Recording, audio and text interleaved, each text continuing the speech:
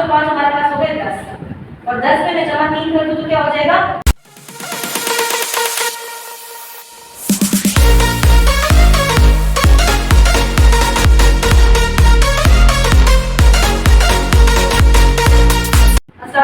Students, अच्छा MTech के students के लिए जो है वो एक बड़ा मसला बना हुआ है। बहुत ज़्यादा मेरे पास बच्चों के मैसेजेस आ रहे थे कि मिस एक वीडियो आप बना दीजिए लॉजिकल रीजनिंग पर। तो मैंने कुछ क्वेश्चन यहाँ पर आप लोगों के लिए लिख दिए हैं, मैं इनको एक्सप्लेन कर देती हूँ। पास्ट पेपर्स के क्वेश्चन है जो मैं आपको सॉल्व करवा रही हूँ आपको।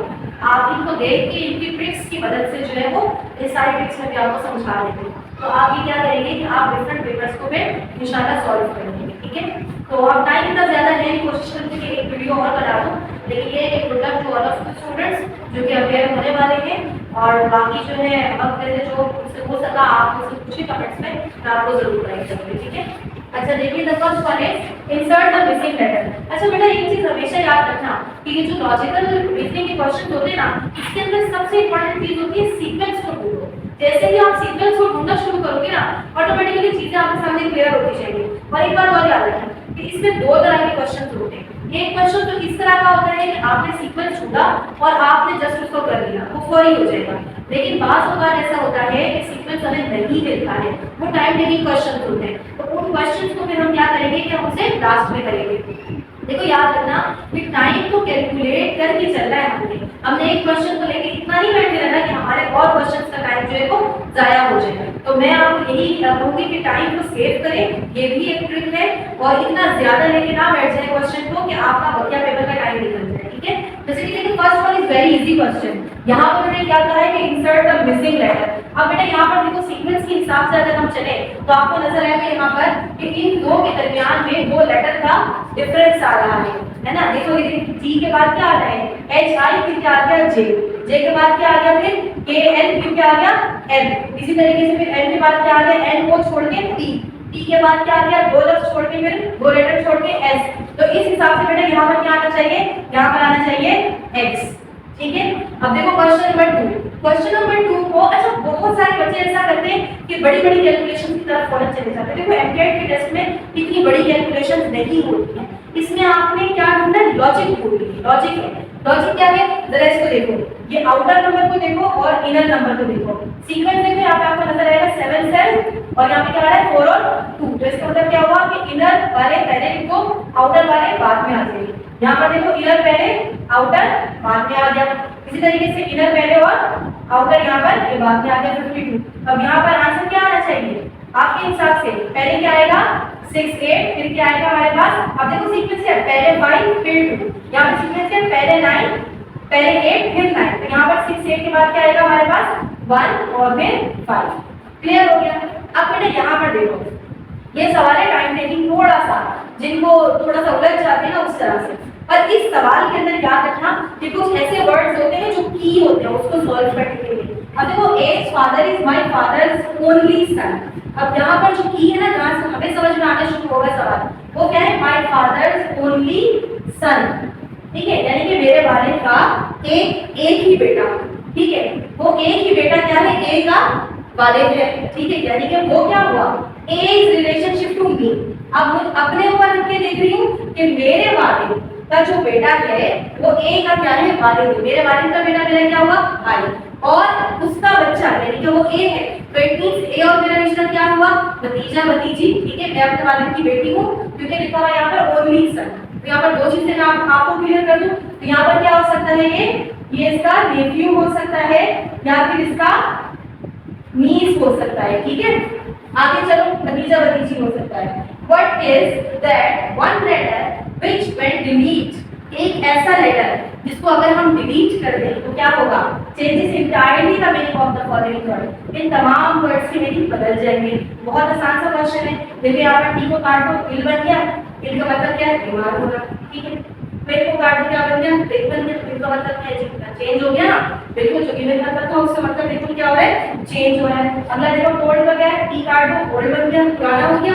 इसके बाद देखिए हमारे टास्क में टी काट दिया तो क्या बचा हमारे पास आस, आस का मतलब क्या है पूछना। तो बेटा यहाँ पर इसका आंसर क्या हो जाएगा आंसर हो जाएगा अच्छा देखिए यहाँ पे क्या प्रोवाइड द मिसिंग नंबर। अब ये है टाइम टेकिंग क्वेश्चन। इस तरह का क्वेश्चन जब आएगा ना तो तुम्हें कोई इसमें सीक्वेंस देखो नजर नहीं आ रहा। सीक्वेंस का तरीका क्या होता है, पहले डिफरेंस देख लो, दूसरे नंबर पे मल्टीपल्स देख लो, तीसरे नंबर पे डिवाइड देख लो।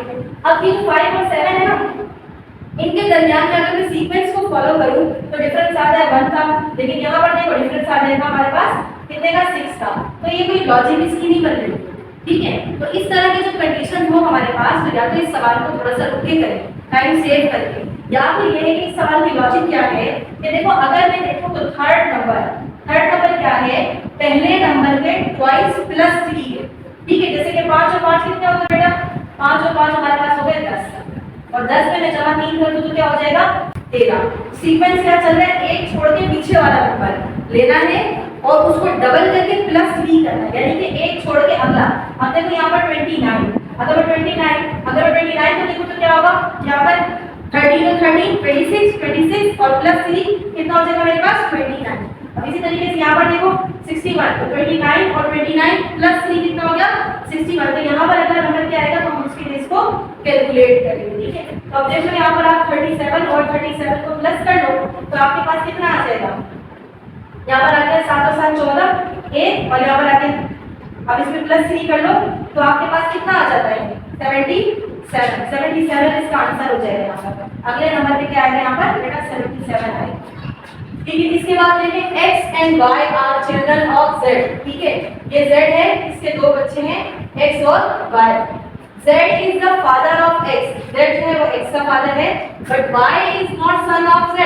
y जो है वो z का क्या है, सन नहीं है, तो क्या होगी डॉटर होगी, बेटा नहीं है तो क्या होगी बेटी होगी, क्योंकि x y दोनों है तो z के बच्चे।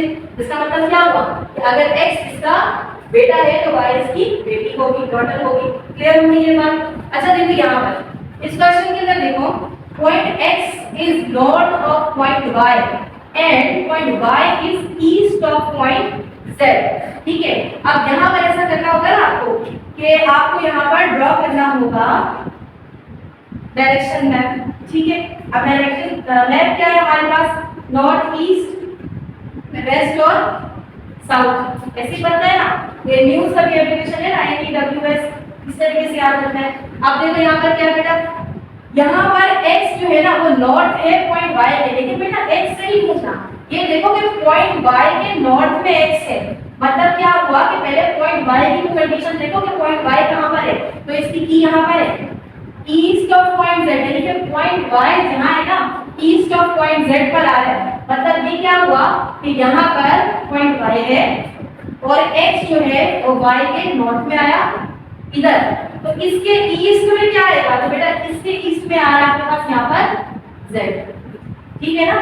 किस डायरेक्शन में आ रहा है ये विद रिस्पेक्ट टू z, अगर z को देखो तो क्या आ रहा है, which direction is point x with respect to z, ये यहाँ पर इसमें आ रहा है नॉर्थ ईस्ट में आ रहा है, ठीक है। कहाँ पर आ रहा है नॉर्थ ईस्ट, इसका आंसर हो जाएगा, ठीक है बेटा। आगे चलो ये देखें इफ 5 बॉयज 5 लड़के, ये इस तरह का सवाल लाजमी एक ना एक आता है, ठीक है।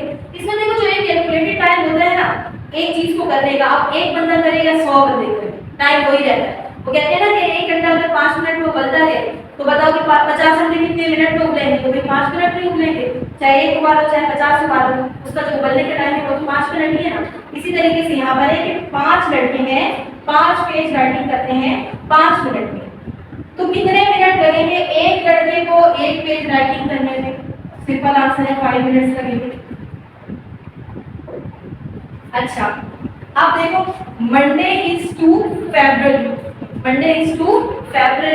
As Friday is to Friday. अब देखो यहाँ पर लॉजिक क्या है, फरवरी साल का दूसरा महीना, मंडे क्या होगा, अगर सैटरडे से काउंट करो और संडे से काउंट करो तो हफ्ते का दूसरा दिन। हम ऐसे मान लेते हैं कि हम कहते हैं कि Sunday Monday Tuesday Wednesday Thursday और फ्राइडे 6 हो गई है। अब यहाँ से काउंट करो, जनवरी पे आ जाओ, जनवरी फरवरी मार्च अप्रैल मई, अगला क्या है हमारे पास जून। इसका आंसर क्या होगा बेटा जून हो गया। अच्छा यहाँ पर ये साइकोलॉजिकल क्वेश्चन है, वी वेयर क्लोथ्स, हम कपड़े पहनते हैं to be fashionable, to keep form, to look nice, because it is custom to do.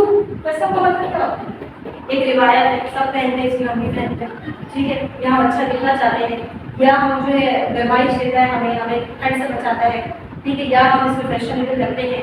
तो बेटा क्या है इसका आंसर है टू लुक नाइस। देखो ये एक ऐसा पॉइंट है जो इन सारे पॉइंट्स को अपने पास सम कर रहा है, इन सबको सम अप कर रहा है कि अगर हम अच्छे लगेंगे तो ऑब्वियसली हम फैशन लेवल पहनेंगे तो ज़्यादा अच्छे लगेंगे, ठीक है।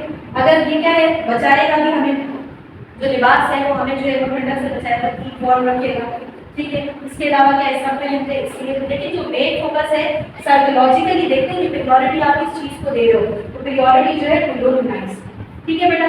यहाँ तक जो है आज के लेक्चर में मैंने आपको समझा दी, कुछ ट्रिक्स बता दिए, कुछ कैलकुलेशन बता दिए, तो देख लीजिए इसको, और अगर कोई चीज़ नहीं समझ में आए तो आप बोलते हैं तो ask me. Thank you so much.